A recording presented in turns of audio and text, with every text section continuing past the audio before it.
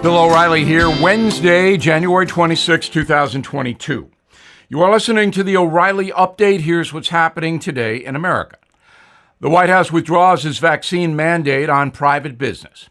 President Biden refuses to send U.S. troops into Ukraine. Florida crowned the shark bite capital of the world. A new survey ranks the least corrupt countries on earth. Also ahead, a very controversial Super Bowl halftime show heading our way. But first, the White House officially withdrawing its vaccine mandate on private business. The order had applied to all companies with more than 100 employees. As you may know, the rule was blocked by the Supreme Court earlier this month. COVID cases dropping 20% compared to last week, so that's good news. The CDC confirming 700,000 new infections every 24 hours, however. Worst hotspots right now, the Midwest, Texas, Oklahoma. President Biden confirming his administration has no plans to deploy U.S. troops to Ukraine. The administration threatening economic sanctions against Russia if it does invade that country.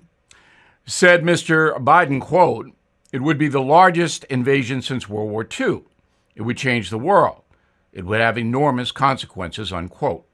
About 9,000 U.S. troops are on heightened alert, whatever that is. Florida retaining its title as the shark bite capital of the world. The International Shark Attack File releasing the most dangerous spots on the planet for swimmers. The USA led the world in shark attacks last year, but only recorded one death. The Sunshine State reported 28 separate attacks, 17 of which took place in Volusia County. That's Daytona Beach. Florida makes up 60% of all the shark attacks in America, followed by Hawaii. A report from the Transparency International Group ranks the least corrupt countries on earth. The nations are judged on free elections, business opportunities, organized crime, political violence. The top 5 least corrupt: Denmark, New Zealand, Finland, Norway, and Sweden. Most corrupt: the Sudan, Syria, Somalia, Venezuela, and Afghanistan. The USA dropping to number 28 on the corrupt list between Chile and South Korea. In a moment, has the Super Bowl halftime show been corrupted?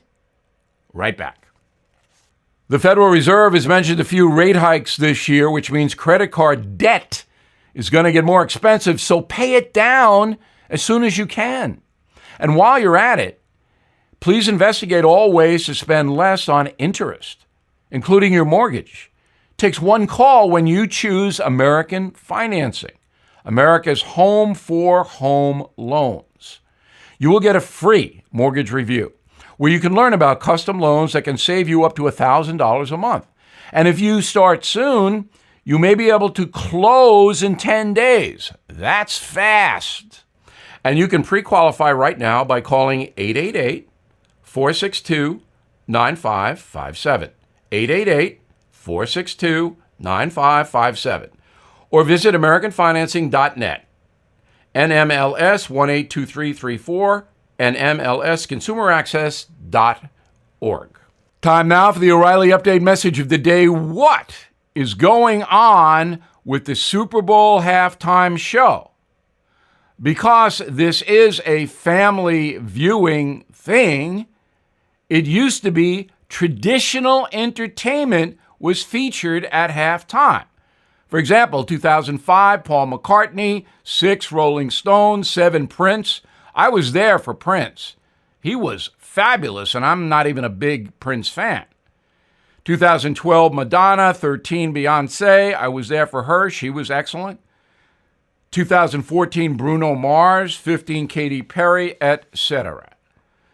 But in 2020, Shakira and Jennifer Lopez in Miami did some pole dancing or something, and the entire tone of the halftime show shifted. This year, The Super Bowl is Sunday, February 13th in Los Angeles.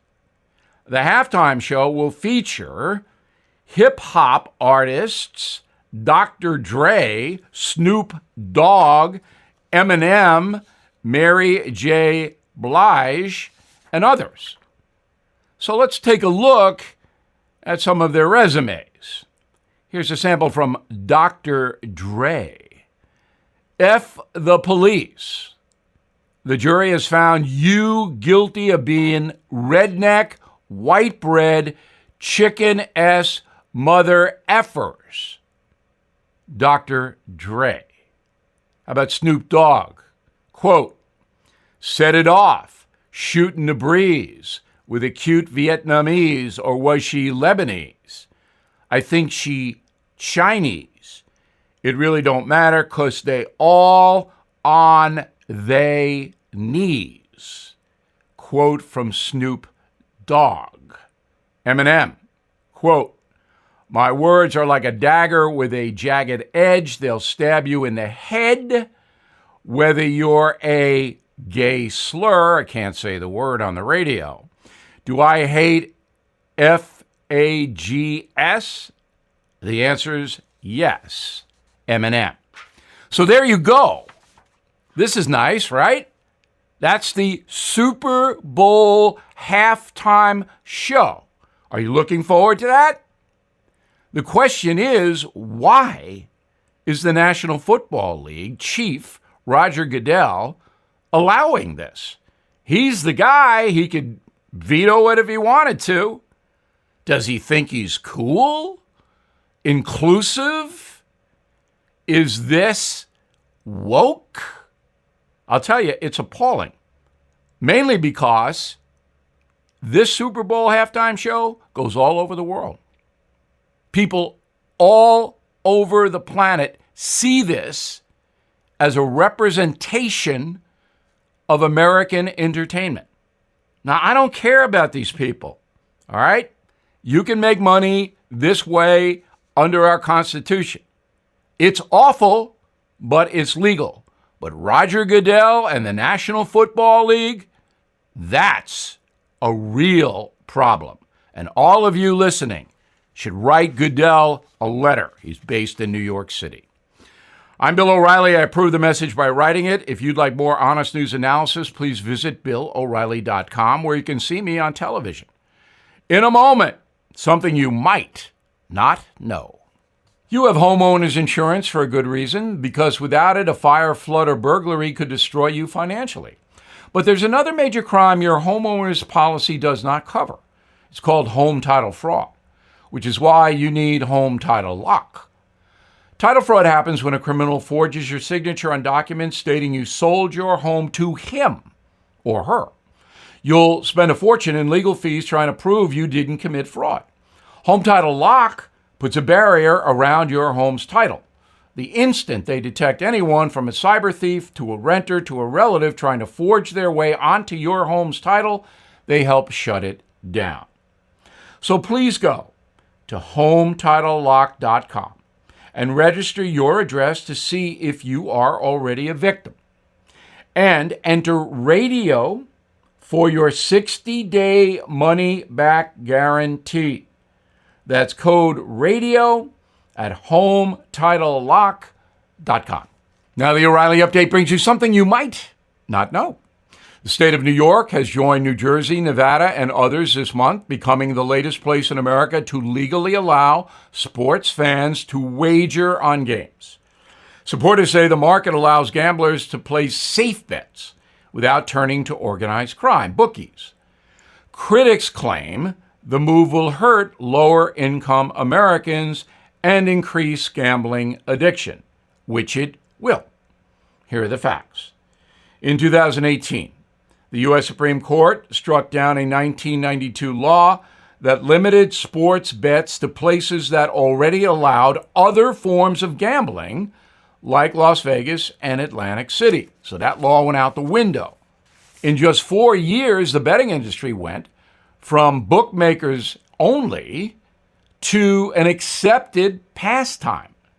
Now, sports betting is legal in more than 30 states, with 18 having some form of online wagering.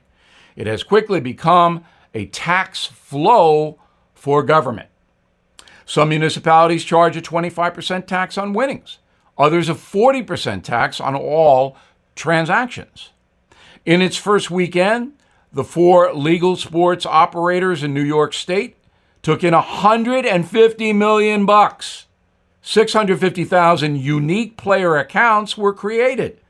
That grew to 1.2 million accounts by the end of the first week. Goldman Sachs estimates that online sports betting and internet gambling revenues in the USA will grow from $900 million to $39 billion by the next decade. And here's something else you might not know. Beware. Americans hoping to make it rich by picking a Super Bowl winner should think again. Experts in Vegas and data analytic companies in New York now use artificial intelligence to calculate the odds of football games and other sporting events. Sophisticated computer software gives casinos and sports betting companies a major advantage. Regardless of your knowledge or research, the typical gambler has less than a 40% chance of beating the odds. Back after this. Hey, investors, listen up. Inflation and rate increases are forecasted, which will potentially stall stock market gains. But the experts say apartment building values and rent increases are up. Almost 6.8 million homes are needed in this country right now. You have heard me tell you about NRIA. They are building rental and condominium properties in high-demand, low-supply markets right now. I personally visited one myself in Florida. Their 15-year track record has been delivering competitive returns for investors. So, you might consider investing in a solid foundation and give them a call. 800-800-1414. That's easy. 800-800-1414, or check them out at nria.net. An offer of securities is only made by the NRIA Private Placement Memorandum. Read it first. Past performance does not guarantee future results. NRIA is a real estate development firm. Learn more at nria.net. Thank you for listening to the O'Reilly Update. I am Bill O'Reilly. No spin, just facts, and always looking out for you.